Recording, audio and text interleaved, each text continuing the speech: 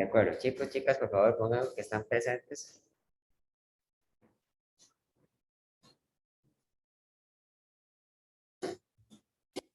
Hay 25 personas y por lo tanto debería haber 24 comentarios de presente, sin contarme a mí mismo.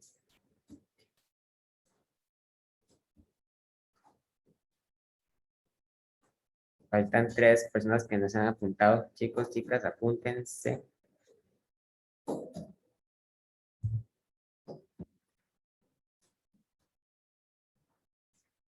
Los que acaban de entrar, por favor, apúntense como presentes, por favor. Ahora hay 26, así que eso quiere decir que faltan 2 comentarios. Falta alguien de comentar que está presente. Que no se les pase.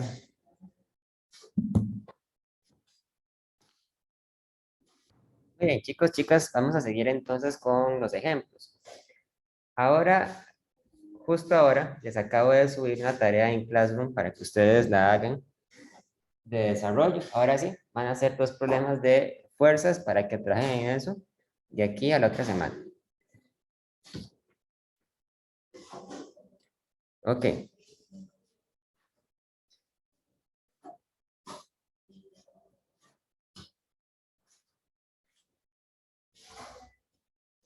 Vamos a ver entonces ahora otro tipo de problemas que son los problemas de equilibrio.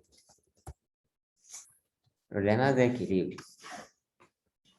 Los problemas de equilibrio suceden cuando deseamos llegar a una situación donde tengamos la certeza de que los cuerpos están en reposo, ¿verdad?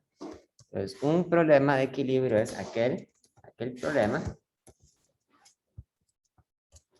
donde deseamos que los objetos estén en reposo.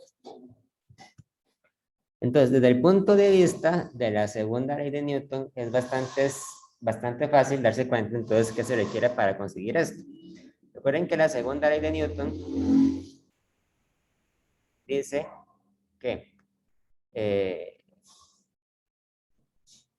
la sumatoria de las fuerzas que actúan sobre un cuerpo es igual a la masa por la aceleración, ¿verdad? Donde la aceleración es una cantidad que en este caso la tomamos como una cantidad vectorial, como un vector. Entonces, si yo quiero que los cuerpos estén en reposo, una condición necesaria, pero no suficiente, es que la aceleración sea cero, ¿verdad? Un cuerpo que no acelera puede estar en reposo. Ante esto, sí es importante que anotemos esto, ¿verdad? Una nota muy importante.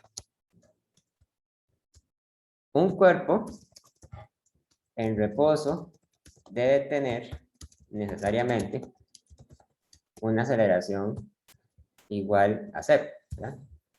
Pero lo contrario no siempre es cierto. No siempre sucede que un cuerpo con aceleración igual a cero esté en reposo, ¿verdad?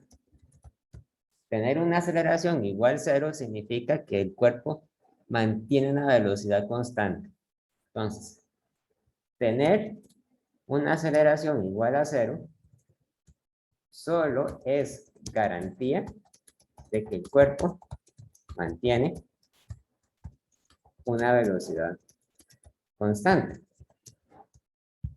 Si el cuerpo está en reposo, pues entonces va a permanecer siempre en reposo. Pero si el cuerpo se está moviendo a una velocidad de 1 metro por segundo, entonces va a seguir moviendo a una velocidad de 1 metro por segundo. Entonces, fijar la aceleración igual a cero es una condición necesaria para estar en reposo, pero no es la única, ¿verdad? Puesto que para estar en reposo se requiere que tanto la aceleración como la velocidad sean cero. Pero nosotros no podemos fijar el valor de la velocidad usando la segunda ley de Newton porque la segunda ley de Newton solamente trata de la aceleración, no de la velocidad. Para tener una velocidad igual a cero, hay que cumplir con otras condiciones, ¿verdad? Que son ajenas a la segunda ley de Newton. Entonces, si yo tomo que la aceleración es igual a cero, eso quiere decir que la sumatoria de fuerzas va a tener que ser igual a cero, ¿verdad? Y esto, a su vez, se puede descomponer en la condición de que la sumatoria de fuerzas en X y en Y sean cero. Y si las hubiera, también las fuerzas en Z, ¿verdad? Si es que las hubiese. Vamos a ver algunos ejemplos donde tenemos que asegurarnos que la sumatoria de fuerzas sea igual a cero, ¿verdad? No siempre la pregunta nos va a decir expresamente que es un problema de equilibrio. Eso es más bien algo que ustedes deben deducir a partir del enunciado de la pregunta. Por ejemplo, vamos a considerar el siguiente caso. Ustedes han visto que en algunas casas la gente guinda macetas del techo, ¿verdad? En los patios. Entonces, considere el siguiente arreglo para colgar una maceta del techo de una casa. Pues para este problema, vamos a dibujar el techo de la casa como una línea recta de color negro.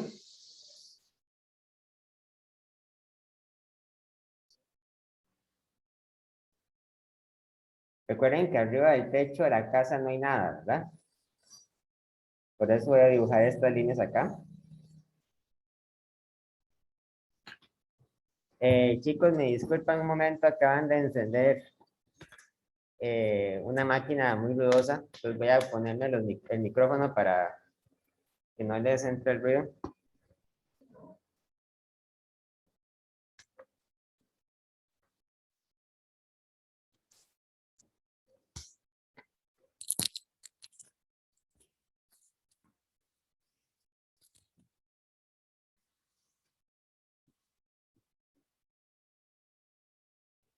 Y luego, ahora sí, y luego se guinda con la ayuda de de tres cuerdas.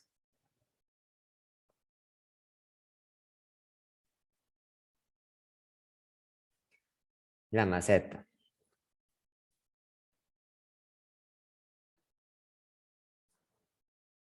Ahí está la maceta.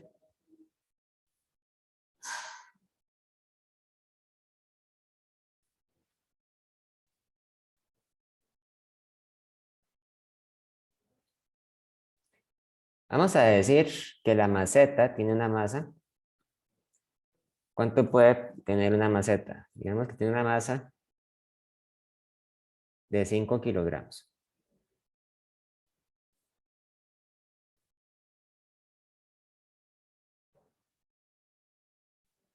Y digamos que el largo de las cuerdas es distinto para cada cuerda.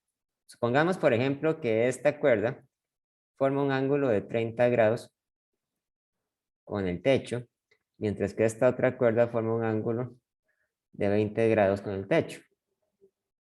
¿Ok?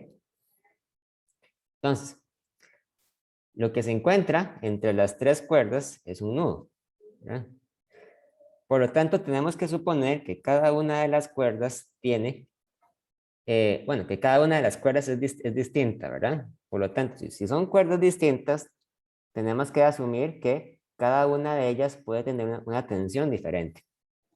Entonces, la pregunta que les voy a hacer es la siguiente. Determine la tensión que experimenta cada una de las cuerdas en este problema. Son tres cuerdas, entonces por lo tanto son tres tensiones. Ahora, ustedes podrían preguntarse cómo podemos encontrar las tensiones si son tres, ¿verdad? Tendríamos que encontrar entonces tres ecuaciones para resolver el problema, pero en este problema pareciera ser que solo hay un objeto, que es la maceta, ¿verdad? Entonces, el secreto para resolver este ejercicio consiste en considerar por aparte la maceta. Entonces, vamos a tomar una especie de fotografía de la maceta que abarque solamente lo que estoy encerrando, ¿verdad? Pero también tomaremos una fotografía de el nudo. Porque resulta ser que el nudo se puede considerar, se puede tratar como si fuera un objeto por aparte, un objeto diferente, que también está sujeto a su propio diagrama de fuerzas. Luego, voy a ponerle un nombre a cada una de las cuerdas. Siempre es muy importante ponerle nombre a las cosas. Esta va a ser la cuerda número 1, esta va a ser la cuerda número 2 y esta otra va a ser la cuerda número 3. Y cada una de estas cuerdas va a tener su propia tensión. Ahora, en el nudo, yo puedo asumir que cada una de las cuerdas tira el nudo hacia una dirección diferente, ¿verdad? Cada una de las cuerdas tira el nudo hacia afuera. Por lo tanto, el nudo va a sentir una tensión T1, una tensión T2 y una tensión T3.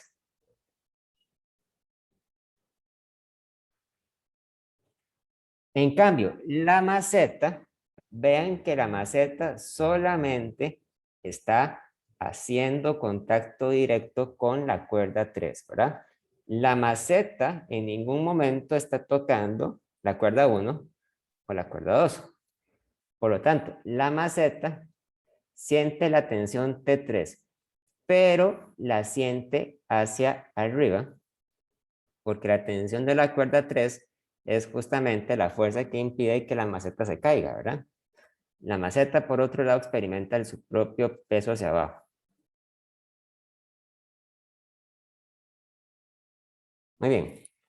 Entonces, con esto ya tenemos lo básico o lo fundamental para poder plantear el problema, ¿verdad? O plantear los diagramas de cuerpo libre. Entonces, en la siguiente pizarra voy a hacer el diagrama que corresponde primero a la maceta. Entonces, voy a hacer, aquí voy a poner el diagrama de cuerpo libre para la maceta. Entonces, voy a dibujar a la maceta, ¿verdad? Ahí no hay que hacer mucho detalle, pero bueno, digamos que yo le pongo la plantita ahí, ¿verdad? La agarradera. Y ahora sí, una parte muy importante del diagrama siempre es incluir los ejes, ¿verdad? Aunque sea obvio, aunque nos parezca trivial, vamos a incluirlos. Entonces tengo un eje Y y tengo un eje X. X y Y, ¿verdad? Y las fuerzas que siente la maceta son entonces su propio peso y la tensión T3. El peso apunta verticalmente hacia abajo en el eje Y. Entonces, esto que está aquí sería el peso. Y hacia arriba siente la tensión T3. Entonces, la tensión T3 apunta verticalmente hacia arriba. T3. Y no hay nada más, ¿verdad? Para empezar, vamos a darnos cuenta que no hay ninguna fuerza en el eje X. Entonces, eso quiere decir que en realidad no hace falta incluir en nuestro análisis la sumatoria de fuerzas en X porque es trivial, ¿verdad? Es igual a 0. Entonces, planteando la segunda ley, decimos entonces que la sumatoria de fuerzas en Y es igual a la masa de la maceta por la aceleración, ¿verdad? Por la aceleración en Y de la maceta. Pero bueno, como estamos dando por un hecho que la maceta no se está moviendo, porque la maceta no está cayendo y tampoco está subiendo, ¿verdad? Entonces, podemos decir que la aceleración en Y de un solo la tomamos como si fuera igual a 0, ¿verdad? Entonces, eso se puede decir porque estamos en una situación de equilibrio. sea, porque estamos dando por un hecho, ¿verdad? Que estamos buscando alcanzar el equilibrio. La sumatoria de fuerzas, entonces, en este caso, incluye a la tensión T3 apuntando hacia arriba y al peso apuntando hacia abajo. Por lo tanto, T3 se pone positivo y el peso se pone negativo. Y esto es igual a 0, ¿verdad? Es igual a 0. Entonces, con esto ya podemos empezar a decir, ok, la tensión de la cuerda 3 es igual al peso. Y de hecho el peso, yo sé cuánto vale. Yo sé que la masa de la maceta era de 5 kilogramos, ¿verdad? 5 kilogramos. Entonces, T3 es igual a 5 kilogramos por 9,8 metros entre segundo al cuadrado. Y eso es igual a 49 newtons. Y ya podemos ir empezando a anotar nuestros resultados. T3 es igual a 49 newtons.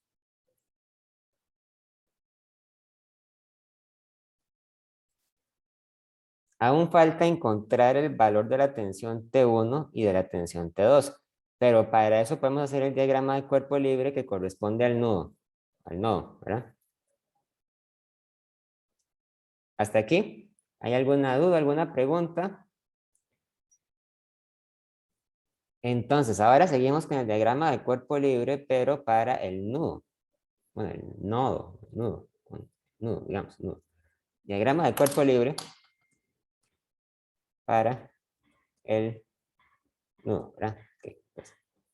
El nudo es, como ustedes pueden ver, es un punto, ¿verdad? O sea, en realidad no se dibuja, es simplemente un punto, ¿verdad? Entonces, lo que yo voy a hacer es que voy a incluir el sistema de coordenadas de primero. Voy a poner el eje X y el eje Y.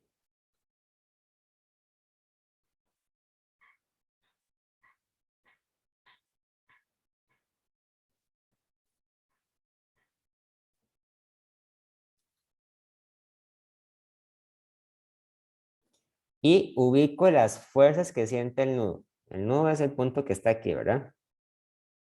Entonces, cuando ustedes le preguntan al nudo hacia dónde se dirige la tensión T3, la tensión T3 se dirige verticalmente hacia abajo, ¿verdad? Se dirige hacia esta dirección. T3, ¿verdad? O sea, T3 tiene solamente componente en Y, no tiene componente en X. Pero también queremos incluir a T1 y a T2. Y hay que darles a T1 y a T2 una dirección, ¿verdad? Ahí. T1 y T2. ¿Qué dirección tiene cada vector? Bueno, vamos a ver el diagrama. Ven que la cuerda 1 forma un ángulo de 30 grados con la línea horizontal, ¿verdad? Entonces, cuando ustedes cruzan con una recta dos líneas paralelas, el ángulo se traslada, ¿verdad? O sea, lo que quiero decir es que si ustedes hacen una línea horizontal acá, ¿verdad? Entonces debería ser fácil de ver que este ángulo tiene que medir 30 grados y este otro tiene que medir 20 grados. Entonces yo puedo tomar ese resultado y usarlo acá, ¿verdad? Esto forma un ángulo de 30 y esto forma un ángulo de 20. Y ya con esta información yo puedo plantear, ahora sí, mi sistema de ecuaciones en X y en Y. Ok, antes de hacerlo, voy a hacer primero que nada una lista de las componentes para que no haya ninguna duda al respecto, ¿verdad? Voy a hacer una lista primero de las componentes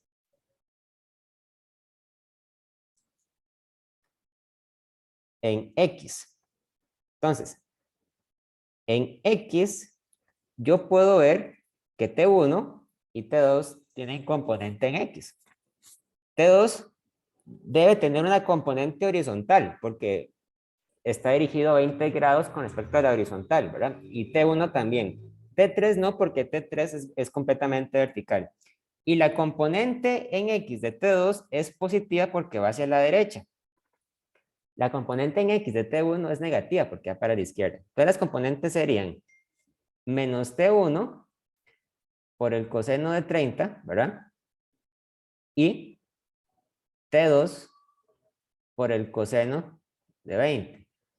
Ahí deberíamos ponerle un más para enfatizar el hecho de que esta componente es positiva, ¿verdad?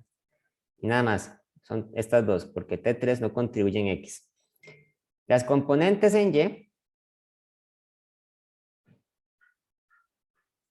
serían la de T1, T2 y T3. Ahora T3 sí contribuye porque T3 es una fuerza que apunta completamente vertical y apunta hacia abajo.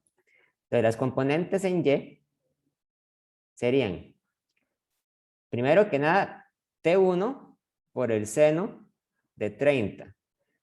Positivo porque T1 apunta hacia arriba, ¿verdad? Hacia la izquierda y hacia arriba, pero en el eje ya apunta hacia arriba. Luego tenemos T2 por el seno de 20, también positivo, ¿verdad? Y por último tenemos menos T3. Menos porque T3 apunta hacia abajo. Así que yo llego y escribo acá. Muy bien. La segunda ley de Newton exige entonces plantear lo siguiente.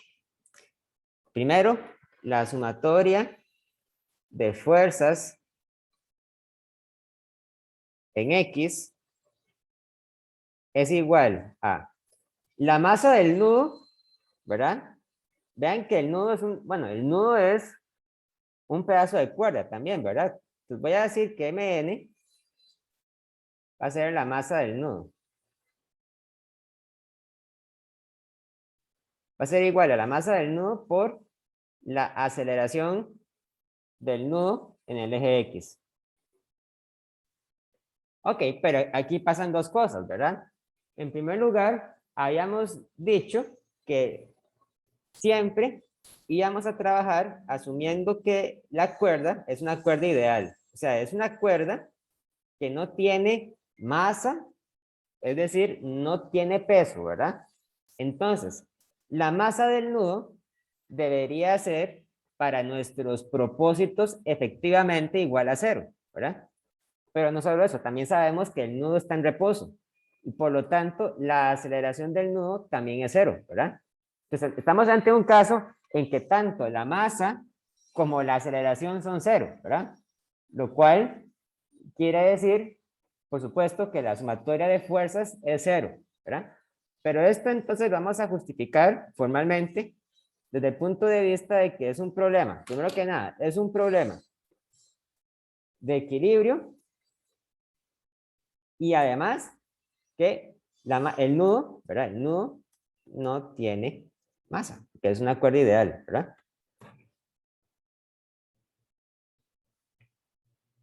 Muy bien. La sumatoria de fuerzas incluye entonces a menos T1 por el coseno de 30 más T2 por el coseno de 20. Y esto tiene que ser igual a, ¿qué? A 0, ¿verdad? Igual a 0. Entonces, esta es una condición muy importante que deben cumplir las cuerdas. Ahora bien, vean que hemos llegado a una ecuación que depende de T1 y que depende también de T2. Hasta este momento, la tensión T1 y la tensión T2 son cantidades que yo no conozco. O sea, tengo una ecuación que tiene dos variables desconocidas, ¿verdad? Entonces, esta ecuación por sí sola no me puede dar el valor de T1 ni de T2. Me da una relación T entre las dos, pero esta ecuación por sí sola no me permite encontrar el valor de T1 y de T2. Para poder encontrar el valor de T1 y de T2, yo tengo que plantear además la sumatoria de fuerzas, pero en el eje Y. Entonces, voy a venir aquí, voy a escribir ahora la sumatoria de fuerzas en el eje Y es igual a la masa del nudo por la aceleración del nudo en el eje Y. Al igual que antes, damos por un hecho que la masa del nudo es cero y que además la aceleración del nudo también es cero. Porque, ¿verdad? Al fin y al cabo, el nudo no se está moviendo, está en reposo y además el nudo, al estar hecho de una cuerda ideal, tiene que tener un peso de cero, una masa de cero. La sumatoria de fuerzas en Y, entonces, incluyen lo siguiente. Incluye más T1 por el seno de 30 más T2 por el seno de 20 menos T3, ¿verdad? ¿Igual a qué? Igual a 0.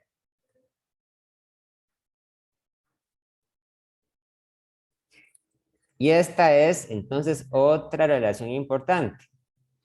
Vean que igual, esta ecuación depende también de T1. T1, pintemos del mismo color, T1, ¿verdad? Depende también de T2. Y depende de T3, pero T3 ya no es una cantidad desconocida porque en la página anterior ya hemos encontrado que T3 era igual a 49 newtons, ¿verdad? Entonces tenemos dos variables y tenemos también dos ecuaciones que las relacionan. O sea, tenemos un sistema de ecuaciones, ¿verdad? O sea, este tema es de plantear puros sistemas de ecuaciones. Voy a llamar a esta entonces la ecuación 1 y a esta la llamamos la ecuación 2. Voy a transcribir estas ecuaciones en la siguiente pizarra. Tenemos entonces el sistema de ecuaciones. La ecuación 1 que dice entonces que menos T1 por el coseno de 30 más T2 por el coseno de 20 es igual a 0. La ecuación 2 que dice entonces que T1 por el seno de 30 más T2 por el seno de 20 menos T3 es igual a 0. Solo para resaltarlo, ¿verdad? T1 aparece aquí y aparece acá, y T2 aparece acá y aparece acá.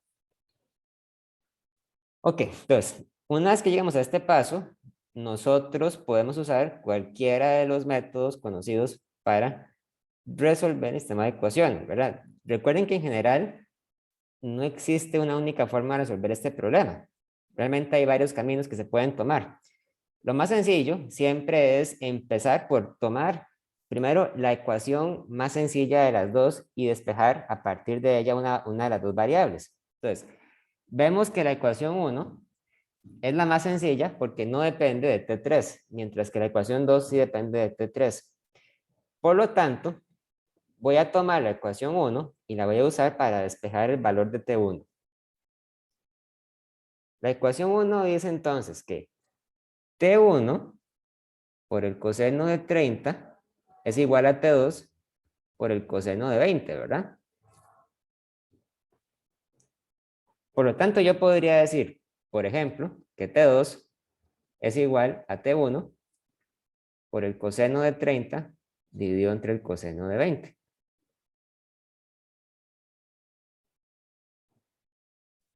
Así que aquí tengo una identidad para T2. Vean que esto por sí solo no me da el valor de T2 porque yo tampoco sé T1, ¿verdad? Entonces lo que sigue ahora es agarrar la ecuación 2, escribirla así como está, ¿verdad? Es decir, por ejemplo, que T1 por el seno de 30 más T2 por el seno de 20 menos T3 es igual a 0. Entonces lo que voy a hacer aquí es que voy a sustituir este T2 por esto que está acá. Así que yo llego y escribo T1 por el seno de 30 más, abro paréntesis, T1 por el coseno de 30 entre el coseno de 20, cierro paréntesis, seno de 20 menos T3 es igual a 0, ¿verdad? Entonces, cuando hago eso, yo puedo quitarme a T2 de la ecuación y dejar esta ecuación solamente en términos de una variable desconocida, a saber, T3, ¿verdad? T1, perdón, T1 no la conozco y T1 aparece en dos lugares diferentes. Entonces, lo que sigue ahora es aplicar los métodos para despejar T1. Vean, chicos, que para hacer esto es muy importante que ustedes sean capaces de hacer el despeje a mano, ¿verdad? Yo sé que en algunos lugares ustedes aprenden a hacer esto con calculadora y normalmente no hay nada de malo en hacer eso, ¿verdad? Pero es muy importante saber hacer el cálculo a mano porque en un examen, si yo les pido que encuentren el valor de T1 y de T2, ustedes deben justificar con total claridad cómo obtuvieron esos valores. Y si ustedes lo hacen con la calculadora y cometen un error con la calculadora, la persona que realiza el examen no va a poder saber qué fue lo que hicieron mal, ¿verdad? Y eso implica, entonces, perder todos o perder casi todos los puntos de la pregunta. Entonces hay que hacer este procedimiento a mano, ¿verdad?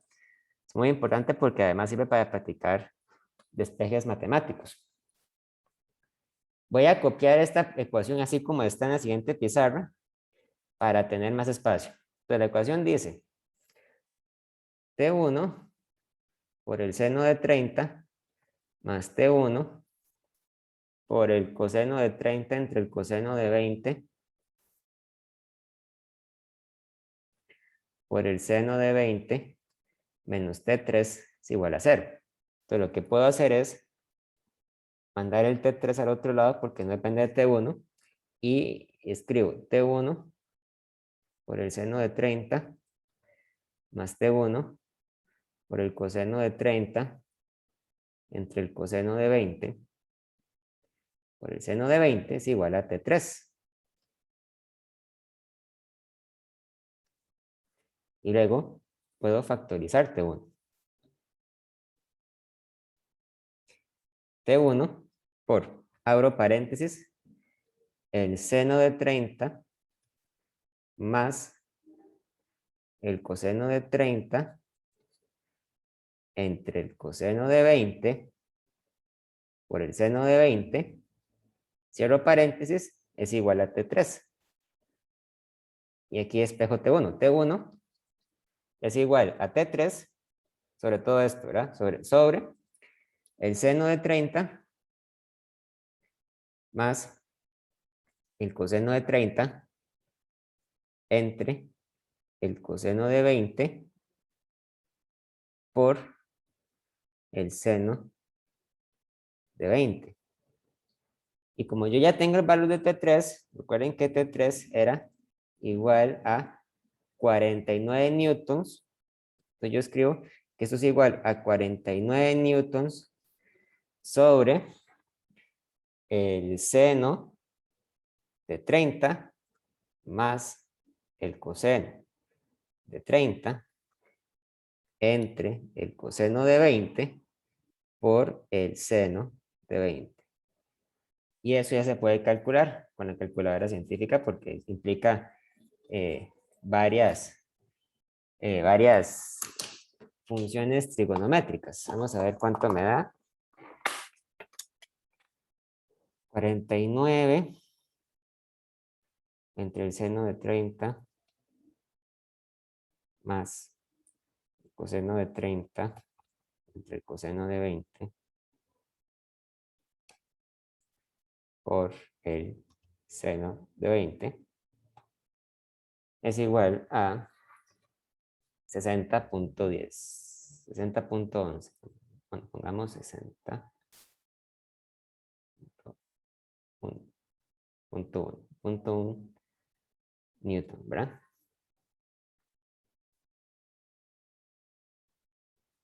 Entonces ya con eso encontramos el valor de T1. T1 es igual a 60.1 newton.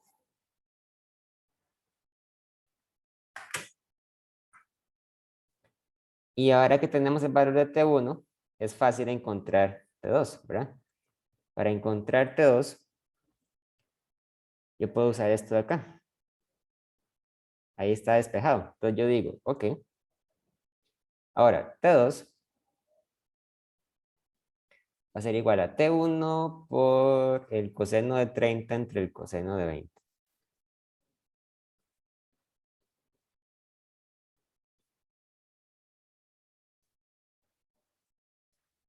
$60.1 newton por el coseno de 30 entre el coseno de 20.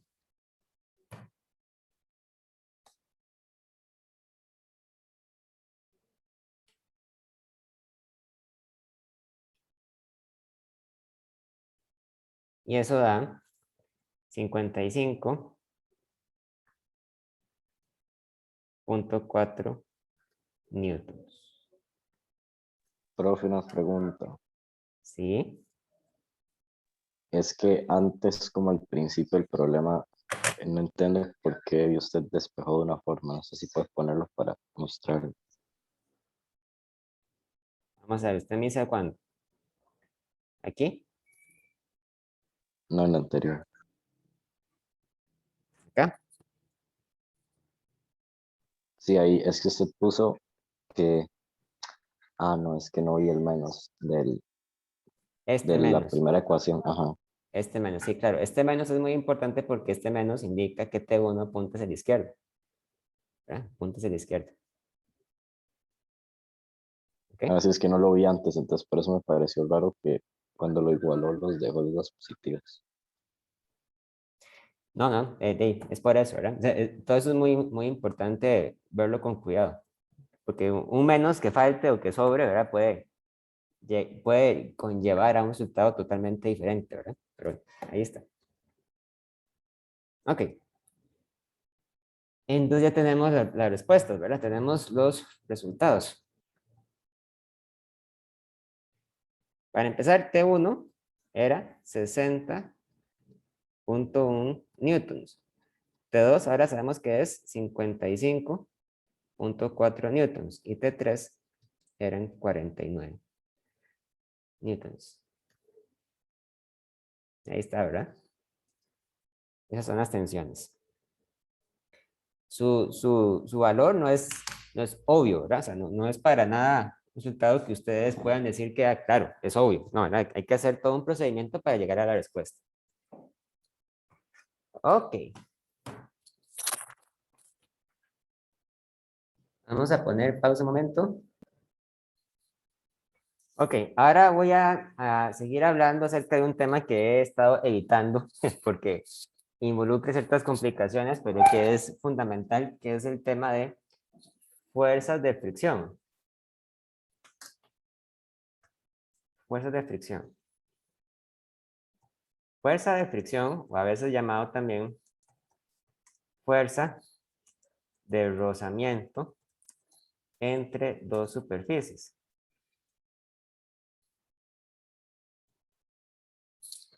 Cuando ustedes tienen dos superficies en contacto, por ejemplo, tienen el suelo y tienen también una caja muy grande, ¿verdad? Y ustedes quieren mover esa caja.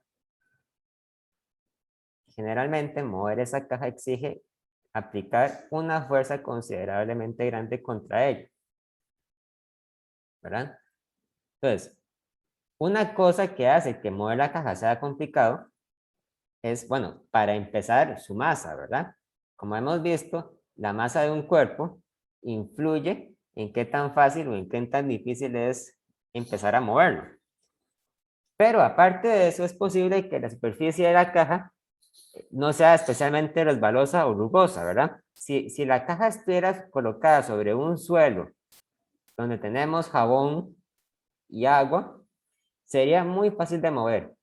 Pero si en cambio debajo de la caja tenemos un piso de cemento o un piso de asfalto, ¿verdad? O un piso, diríamos, rugoso, costaría mucho, nos costaría más mover la caja. Entonces, ¿de qué depende eso? Bueno, si nosotros hacemos una especie de zoom, vamos a ver cómo si hacemos una especie de zoom de lo que ocurre a nivel microscópico entre la caja y el suelo, ¿verdad? Vamos a dibujarlo así.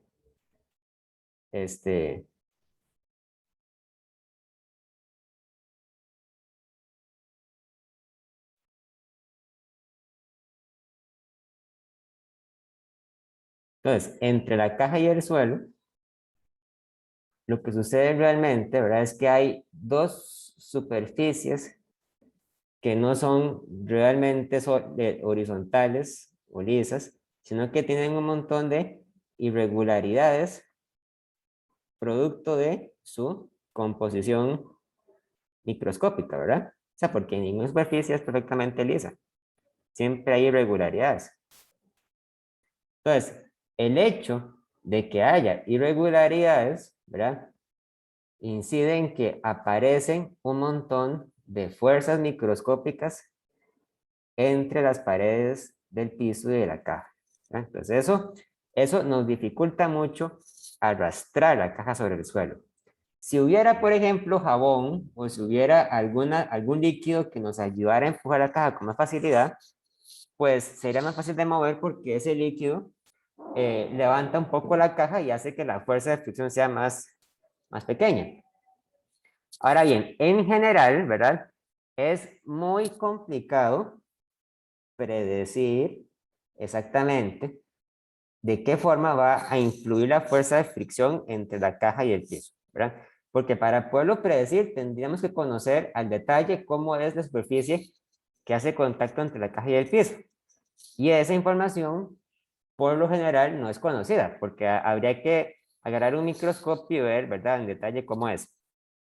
Entonces, para no tener que tomar en cuenta eso, los físicos o los ingenieros tienen un sistema más fácil que es simplemente asignarle a cada superficie de cada material un coeficiente de fricción que representa, ¿verdad?, todo este montón de irregularidades que hay entre superficies.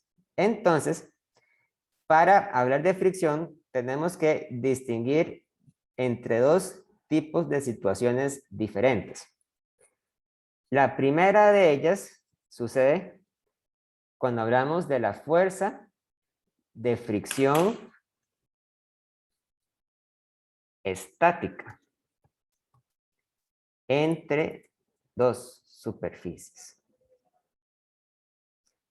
La fuerza de fricción estática sucede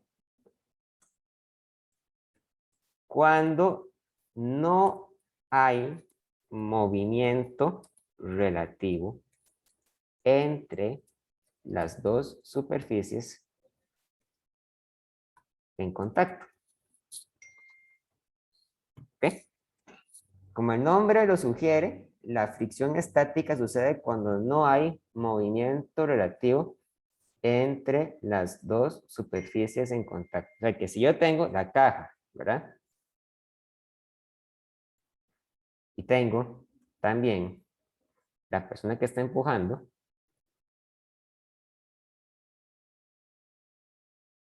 entonces, la fuerza de fricción existe cuando la persona todavía no ha sido capaz de mover la caja, ¿verdad? Ahora bien, imaginarse esto no es demasiado difícil, porque si ustedes, ¿verdad? Si ustedes se levantan, ¿verdad? Y empiezan a mover una caja, una mesa muy pesada, vean, por ejemplo, si yo me levanto y me pongo a mover el escritorio que está detrás mío, ¿verdad? Muy probablemente, por más fuerza que yo haga, no lo voy a poder mover, ¿verdad? A pesar de que yo hago una fuerza, el escritorio no se mueve. Ustedes podrían decirme que es porque es muy pesado, ¿verdad? Porque tal vez no estoy haciendo la fuerza suficiente. Pero entonces, como el escritorio no se mueve cuando yo lo empujo, eso me dice a mí que es un tipo de fricción estática. Entonces, hay que diferenciar entre la fuerza aplicada, o sea, la fuerza que aplica la persona contra la caja. Esta fuerza la llamamos, ¿verdad? Llamamos F, la llamamos la fuerza aplicada. Y la fuerza de fricción estática. La fuerza de fricción estática apunta hacia la dirección opuesta en que es aplicada la fuerza aplicada. Y a la fuerza de fricción estática la vamos a llamar F minúscula S. Porque en general, la F minúscula la usamos para referirnos a la fuerza de fricción y la letra S en inglés significa static, ¿verdad? Estático. Entonces la letra S significa estático, ¿verdad? Entonces Fs es fricción estática. Ok. ¿Qué valor tiene la fuerza de fricción estática? Bueno, vean una cosa. Como la caja no se está moviendo, entonces yo puedo decir que la sumatoria de fuerzas sobre la caja en X es igual a la masa de la caja por la aceleración de la caja en X, ¿verdad? La caja no se mueve, ¿verdad? Entonces, si la caja no se mueve, eso quiere decir que la aceleración de la caja es igual a 0. Y por lo tanto, la sumatoria de fuerzas sobre la caja es 0. Y las fuerzas son la fuerza aplicada menos la fuerza de fricción estática. Por lo tanto, la fuerza de fricción estática es igual a la fuerza aplicada. ¿Ok? La fuerza de fricción estática siempre es igual a la fuerza aplicada. Tiene que ser igual a la fuerza aplicada porque solo así se puede asegurar que la sumatoria de fuerzas sea igual a 0, ¿verdad? Si la fuerza de fricción estática fuera menor que la fuerza aplicada, se movería. Y si fuera mayor, también se movería. Pero solamente cuando es exactamente igual a la fuerza aplicada, podemos decir que la caja no se mueve, ¿verdad? O sea, suena como algo obvio cuando uno lo dice, ¿verdad? Pero es importante destacar esto. Ahora bien, cuando yo pongo la caja sobre el suelo, la caja experimenta también su propio peso, ¿verdad? Y experimenta también una fuerza normal hacia arriba. Resulta ser que la fuerza de fricción estática tiene un límite máximo, o sea que hay un valor por encima del cual ya no existe. Entonces decimos lo siguiente, la fuerza de fricción estática tiene un límite máximo dado por, vamos a poner aquí, la fuerza de fricción estática siempre va a ser igual o menor que una constante μs por la normal. Ok, aquí n es la normal de la caja con el suelo y μs es el llamado coeficiente de fricción estático.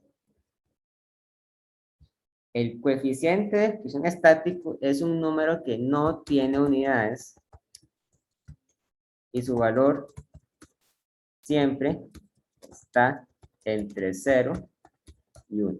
¿Okay? Puede ser, por ejemplo, igual a 0.5, 0.6, 0.7. El coeficiente de fricción estático es una medida de qué tanta fricción hay entre la superficie y el suelo. Entre mayor sea este coeficiente, mayor puede ser la fuerza de fricción estática máxima que se puede aplicar sobre la caja, ¿verdad? Ahora, ¿qué significado tiene esta cantidad? Lo que quiere decir es que si yo, ¿verdad? Si yo, por ejemplo, continúo intentando mover el escritorio, ahí miren si me pueden ver. Entonces, lo que quiere decir es que el escritorio solo se va a empezar a mover cuando la fuerza que yo aplico es por lo menos igual o mayor que μs por la normal. ¿Okay? Si la fuerza que yo aplico es menor que μs por la normal, la caja no se mueve. Si la fuerza que yo aplico es mayor que μs por la normal, eso quiere decir que la fuerza aplicada es mayor que la fuerza estática máxima. Y por lo tanto, la caja sí se va a empezar a mover. ¿Ok? Eso explica por qué algunas cosas son muy difíciles de empezar a empujar, ¿verdad? Porque puede ser que la normal sea muy grande o bien puede ser que el coeficiente de fricción estático también sea muy grande. Por lo general, el coeficiente de fricción estático depende del tipo de material del que están hechas las superficies. O sea, dependería del tipo de material del que esté hecho el suelo y del tipo de material del que esté hecho la caja. Por lo tanto, es un valor que uno obviamente no lo puede deducir, ¿verdad? Tiene que conocerlo. Ya sea porque una persona lo midió antes, ¿verdad? O lo que sea. Ok, vamos a poner pausa un momento. El siguiente tipo de fuerza de fricción es la fuerza de fricción cinética.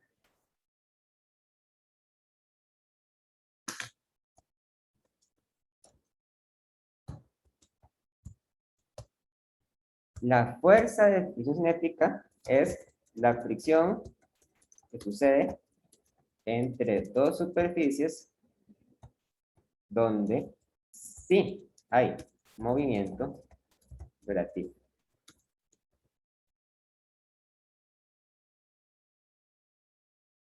Entonces, si yo sigo pensando, por ejemplo, en la caja que se mueve sobre el suelo, entonces yo dibujo ahora el suelo,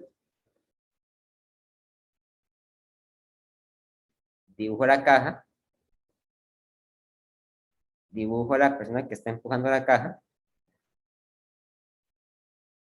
¿verdad? Ahora, esta persona hace una fuerza aplicada.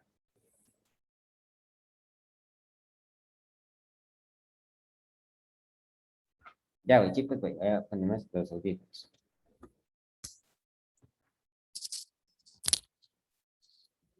Pero digamos que ahora la fuerza aplicada que hace es tan grande que ahora la caja sí se mueve, ¿verdad?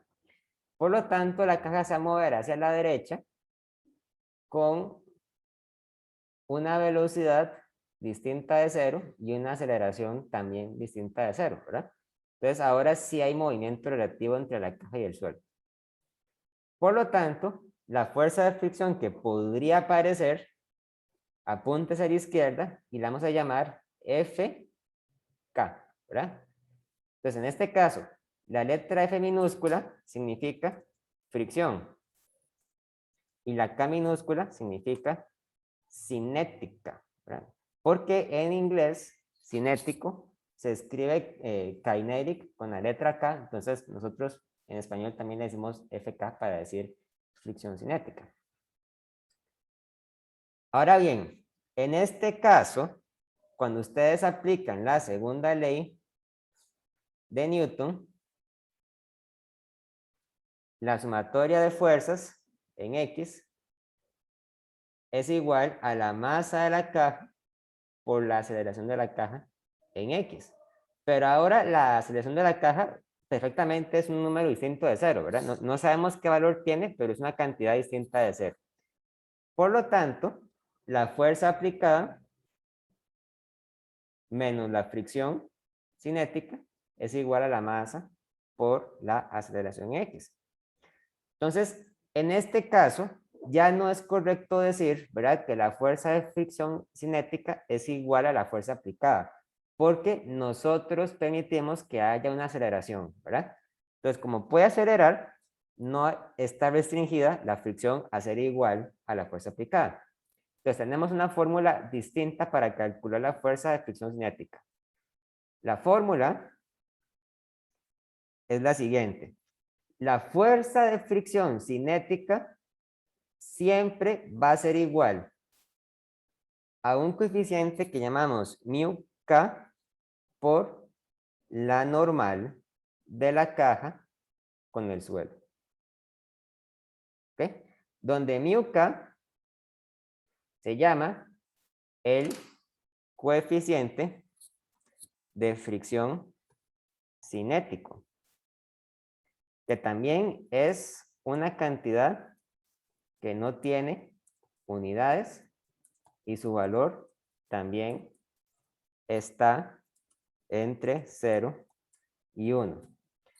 El valor del coeficiente de fricción cinético es distinto al del coeficiente de fricción estático.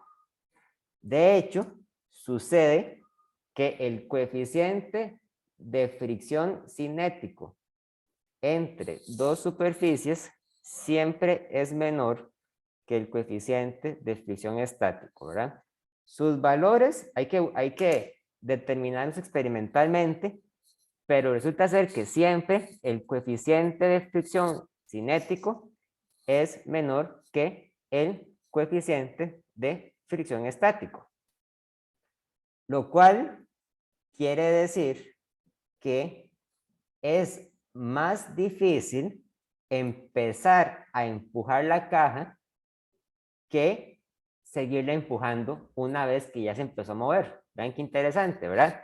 Es más difícil empezar a poner a la caja en movimiento que seguirla manteniendo en movimiento una vez que ya se empezó a mover. Porque cuando ya se empezó a mover, el coeficiente de fricción pasa de ser estático a cinético, y cuando es cinético es menor que el estático. Entonces, hace falta aplicar una fuerza más pequeña para seguirlo moviendo que para empezar a moverlo.